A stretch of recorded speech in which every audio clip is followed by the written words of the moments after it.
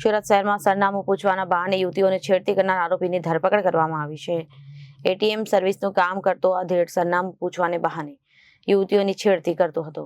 સિંગણપુરમાં bike સવારે આરોપી સોસાયટીમાં આવ્યો હતો અને સરનામું પૂછવાના બહાને યુવતીની છેડતી કરી હતી. એટીએમ સર્વિસનું કામ કરતો આધેડ સરનામું પૂછવાને બહાને યુવતીઓને છેડતી કરતો હતો. સિંગણપુરમાં બાઇક સવારે આરોપી સોસાયટીમાં આવ્યો હતો. સરનામું પૂછવાના બહાને યુવતીની છેડતી કરી હતી. એટલું જ નહીં, 15 દિવસ દરમિયાન 2 યુવતીઓ સાથે છેડતીની આ બીજી ઘટના છે. સિંગણપુર પોલીસમાં ફરિયાદ નોંધાતા પોલીસે એટીએમ સર્વિસ કરનાર આરોપીની ધરપકડ કરી છે.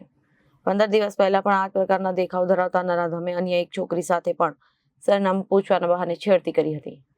ફરિયાદ નોંધાયા બાદ પોલીસે તપાસ કરી 50 વર્ષીય મેહુલ રાજેન્દ્ર પ્રસાદ રાવલની ધરપકડ કરી. આરોપી મેહુલ રાવલને 2 સંતાનોના પિતા છે, જેમાં તેની મોટી દીકરીના લગ્ન થઈ ચૂક્યા છે.